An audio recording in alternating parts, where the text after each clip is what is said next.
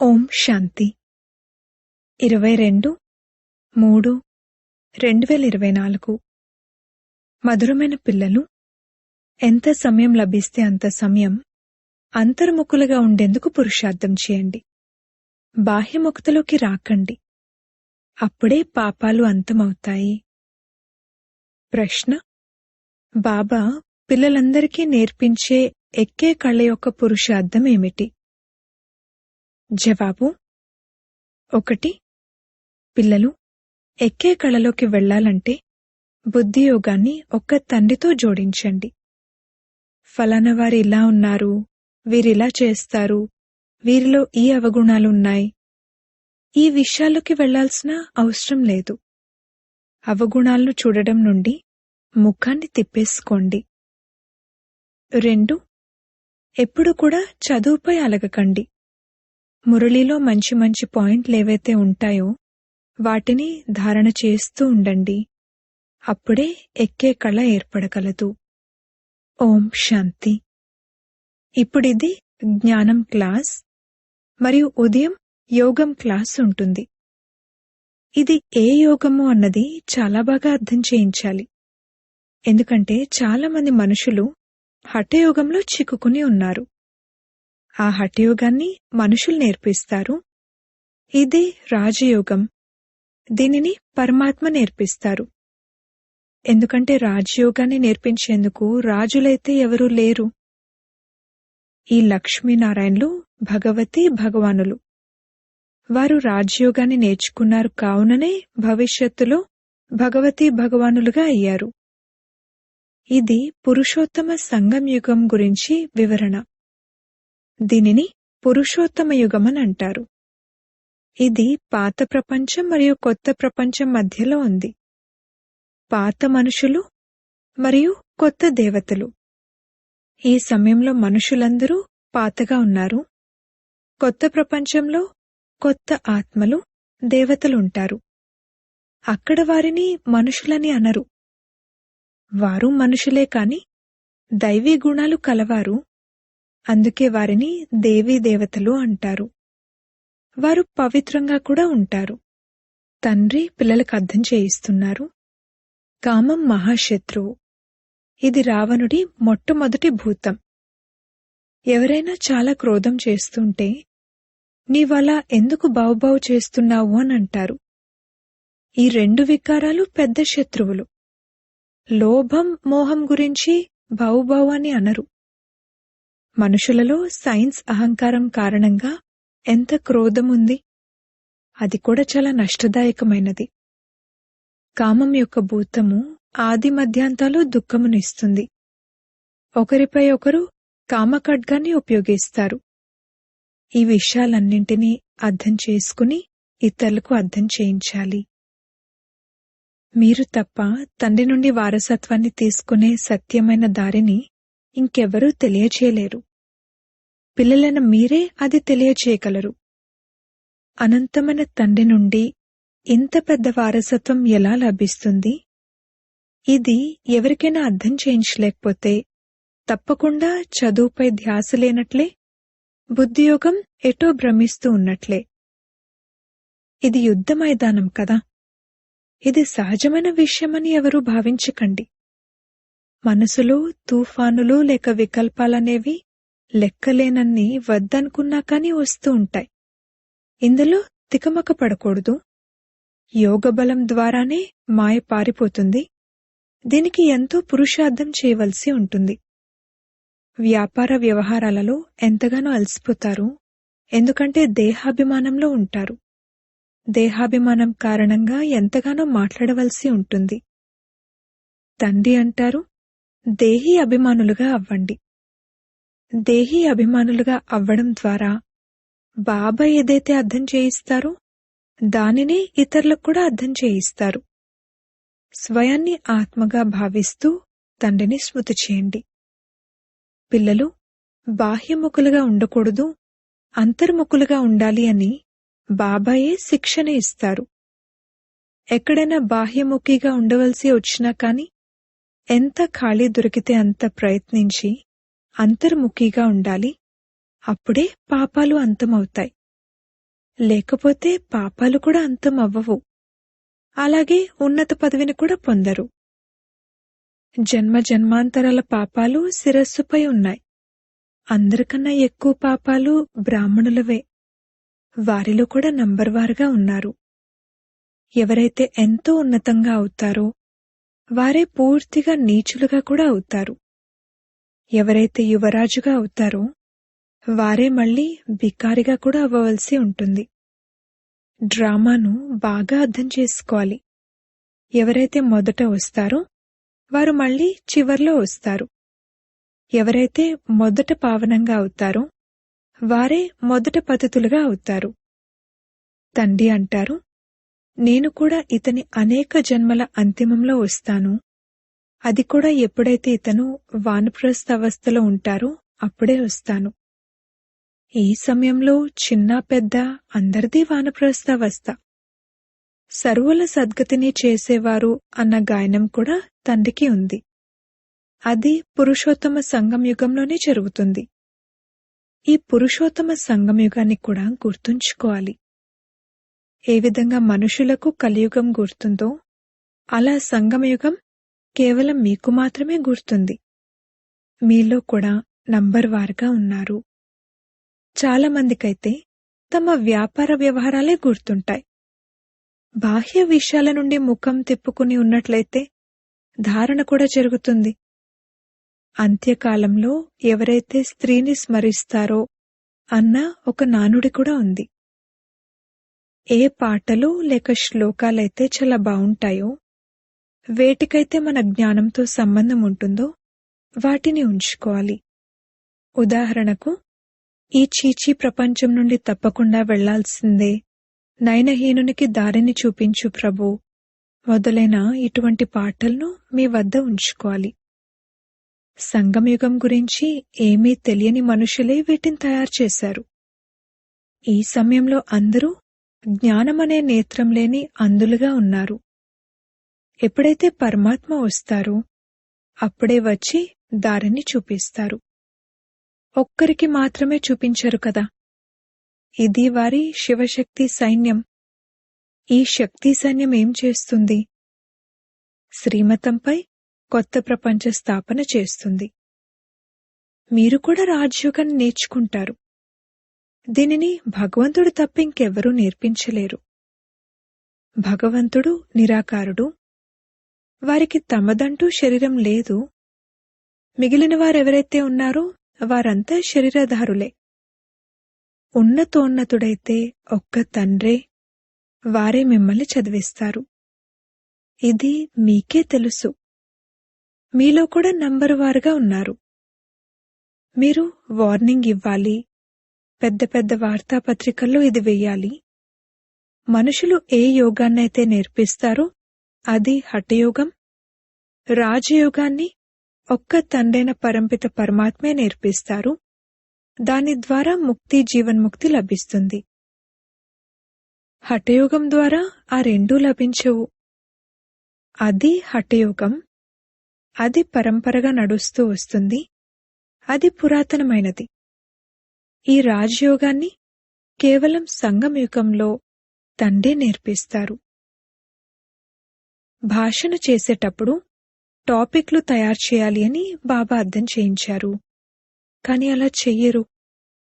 శ్రీమతంపై నడిచేవారు చాలా కొద్దిమందే ఉన్నారు. మొదట భాషణ రాయండి, ఆ తర్వాత పక్కా చేసుకోండి. అప్పుడు గుర్తుకు వస్తుంది. మీరు డైరెక్ట్గా నోటితో భాషణ చేయాలి, అంతేకాని చదివి వినిపించకూడదు. ఎవరైతే స్వయాన్ని ఆత్మగా భావిస్తూ ఆ తర్వాత మాట్లాడతారో వారిలోనే విచారసాగర మంథనం చేసి భాషణ చేసే శక్తి ఉంటుంది. నేను నా సోదరులకు వినిపిస్తున్నాను, ఇలా భావించడం ద్వారా శక్తి ఉంటుంది. ఇది చాలా ఉన్నతమైన గమ్యం కదా. బాధ్యతను తీసుకోవడం అంత సులువైన విషయమేమీ కాదు. మీరు ఎంతగా శక్తివంతులుగా అవుతారో అంతగా మాయాదాడి జరుగుతుంది. అంగదుడు మరియు మహావీరుడు కూడా శక్తివంతులే. కావుననే రావణుణ్ణి కూడా మమ్మల్ని కదిలించి చూపించు అని అన్నారు. ఇవి స్థూలమైన విషయాలు కావు. శాస్త్రాలలో ఈ కల్పిత కథలు ఉన్నాయి. ఏ చెవులైతే పరమాత్మైన తండ్రి యొక్క స్వర్ణిమ జ్ఞానాన్ని వినేవో అవి కల్పిత కథలను వింటూ వింటూ పూర్తిగా రాయిలా అయిపోయాయి. భక్తి మార్గంలో నుదుటిని అరగదీసుకున్నారు, అలాగే డబ్బును కూడా పోగొట్టుకున్నారు. మెట్లు కిందకు దిగుతూనే వచ్చారు. 84 జన్మల కథ కూడా ఉంది కదా. ఎవరెవరైతే భక్తి చేశారో వారందరూ కిందకు దిగుతూనే వచ్చారు. ఇప్పుడు తండ్రి పైకెక్కడం నేర్పిస్తారు. ఇప్పుడిది మీ ఎక్కే కళ.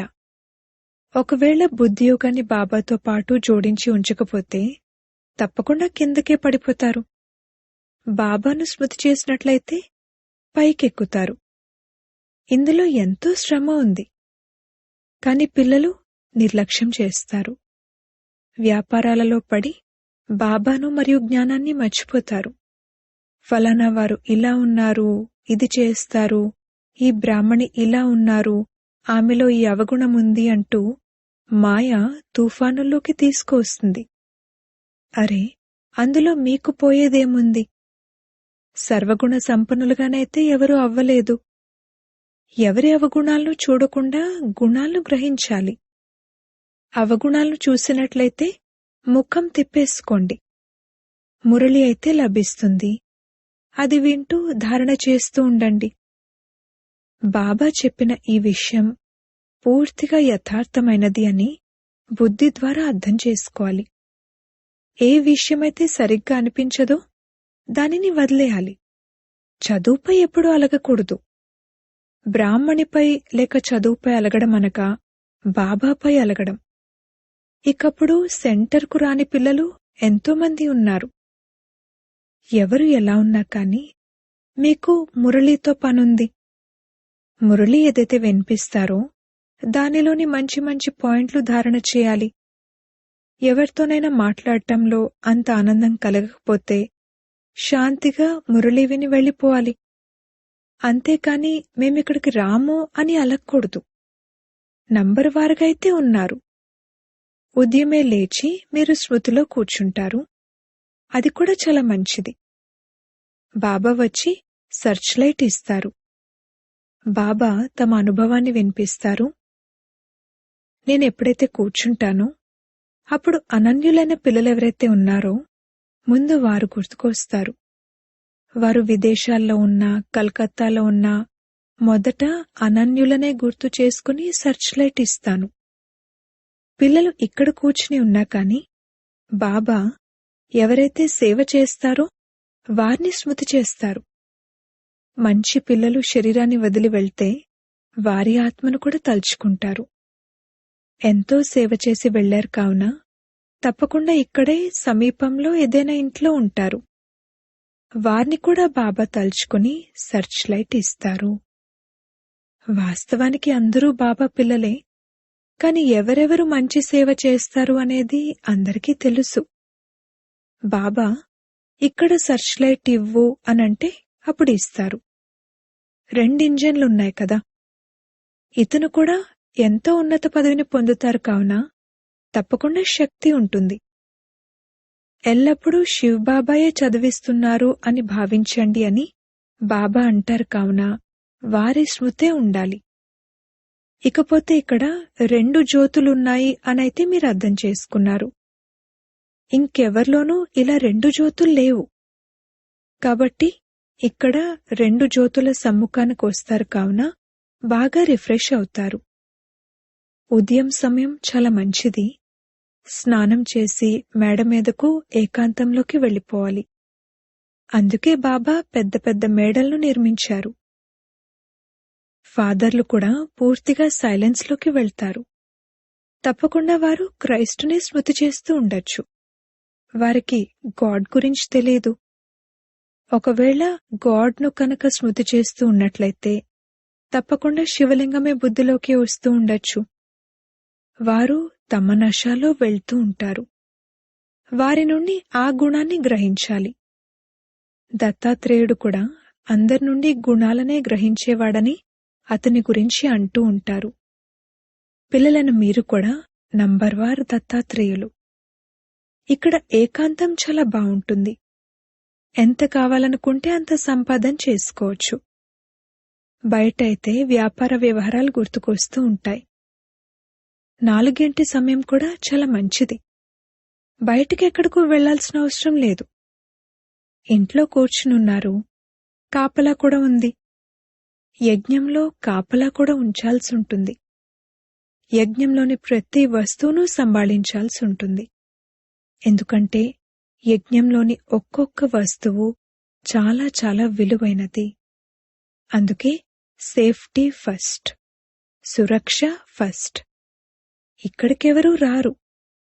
ఇక్కడైతే నగలు మొదలైనవేవీ లేవు, ఇది మందిరం కూడా కాదు అని భావిస్తారు. ఈ రోజుల్లో దొంగతనాలు అన్ని చోట్ల జరుగుతూ ఉంటాయి.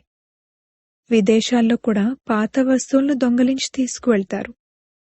కాలం చాలా అశుద్ధంగా ఉంది. కామం మహాశత్రువు, అది అన్నింటినీ మరిపింపజేస్తుంది. మీకు ఉదయం ఒకటేమో సదా ఆరోగ్యవంతులుగా అయ్యే క్లాస్ జరుగుతుంది, మరియు ఇదేమో సదా సుసంపన్నులుగా అయ్యే క్లాస్. తండ్రి స్మృతిని కూడా చేయాలి, అలాగే విచారసాగర మంథనం కూడా చేయాలి. తండ్రిని స్మృతి చేసినట్లయితే వారసత్వం కూడా గుర్తుకు వస్తుంది. ఈ యుక్తి చాలా సహజమైనది. బాబా బీజరూపుడు. వారికి వృక్షం యొక్క ఆది మధ్యాంతాల గురించి తెలుసు. మీ వ్యాపారం కూడా ఇదే. బీజాన్ని స్మృతి చేయడం ద్వారా పవిత్రంగా అవుతారు. చక్రాన్ని స్మృతి చేసినట్లయితే చక్రవర్తి రాజులుగా అవుతారు, అనగా ధనం లభిస్తుంది. రాజా విక్రముడు మరియు రాజా వికర్మాజీతుడు, వీరిరువురి కాలాలను కలిపేశారు.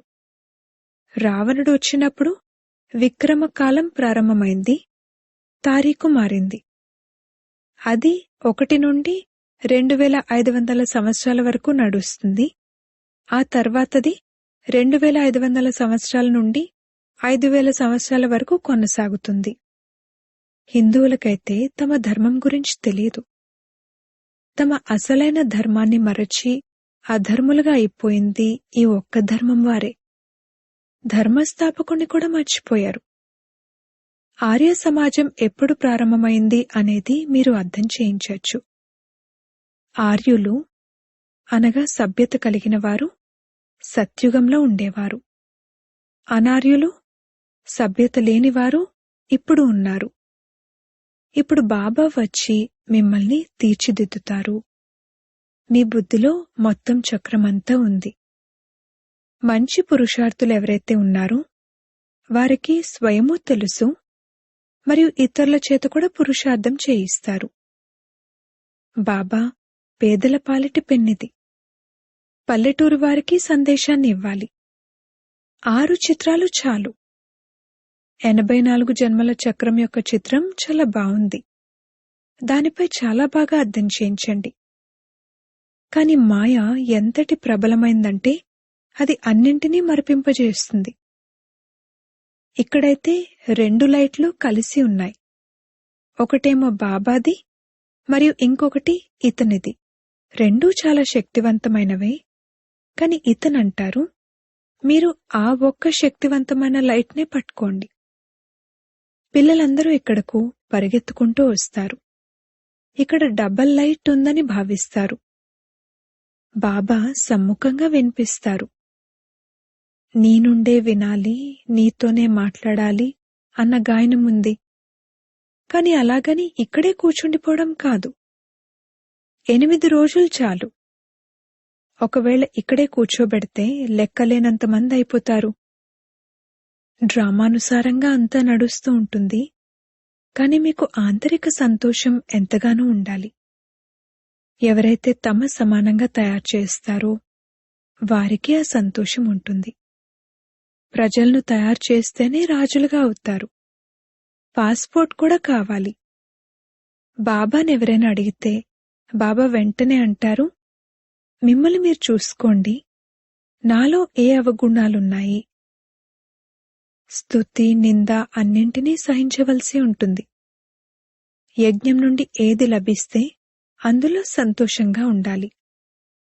యజ్ఞం యొక్క భోజనంపై ఎంతో ప్రేమ ఉండాలి. సన్యాసులు కంచం కడిగి తాగుతారు, ఎందుకంటే వారు భోజనానికి అంతటి మహత్వాన్ని ఇస్తారు. ఎటువంటి సమయం రాబోతుందంటే ఇక ధాన్యం కూడా లభించదు. కావున అన్నింటినీ సహనం చేయవలసి ఉంటుంది. అప్పుడే పాస్ అవ్వగలుగుతారు. అచ్చా, మధురాతి మధురమైన సిక్కిలదే పిల్లలకు మాతా పితా బాప్దాదాల ప్రియ స్మృతులు మరియు గుడ్ మార్నింగ్. ఆత్మిక పిల్లలకు ఆత్మిక తండ్రి నమస్తే. ధారణ కొరకు ముఖ్య సారము. మొదటి పాయింట్, ఎవరిలోనైనా ఏదైనా అవగుణం కనిపిస్తే మీ ముఖాన్ని తిప్పేసుకోవాలి. చదువుపై ఎప్పుడు అలగకూడదు. దత్తాత్రేయుని వలె అందరి నుండి గుణాలను గ్రహించాలి. రెండవ పాయింట్, బయట నుండి బుద్ధిని తొలగించి అంతర్ముఖులుగా ఉండే అభ్యాసం చేయాలి. వ్యాపార వ్యవహారాలలో ఉంటూ దేహీ అభిమానులుగా ఉండాలి. ఎక్కువగా మాటల్లోకి రాకూడదు. వరదానము, ఈశ్వరీయ సేవ యొక్క బంధనం ద్వారా సమీప సంబంధంలోకి వచ్చే రాయల్ ఫ్యామిలీకి అధికారి భవ. ఈశ్వరీయ సేవ యొక్క బంధనం సమీప సంబంధంలోకి తీసుకువస్తుంది. ఎవరు ఎంత సేవ చేస్తారో అంతగా ఆ సేవకు ఫలంగా సమీప సంబంధంలోకి వస్తారు. ఇక్కడి సేవాదారులు అక్కడి రాయల్ ఫ్యామిలీకి అధికారులుగా అవుతారు. ఎంతగా ఇక్కడ కష్టమైన సేవ చేస్తారో అంతగా అక్కడ హాయిగా సింహాసనంపై కూర్చుంటారు. మరియు ఇక్కడెవరైతే విశ్రాంతిని తీసుకుంటారో వారు అక్కడ అంతగా పనిచేస్తారు. ఒక్కొక్క క్షణం ఒక్కొక్క పని యొక్క లెక్కాపత్రం తండ్రి వద్ద ఉంది. స్లోగన్, స్వపరివర్తన ద్వారా విశ్వ పరివర్తన వైబ్రేషన్ను తీవ్ర గతితో వ్యాపింపచేయండి. ఓం శాంతి.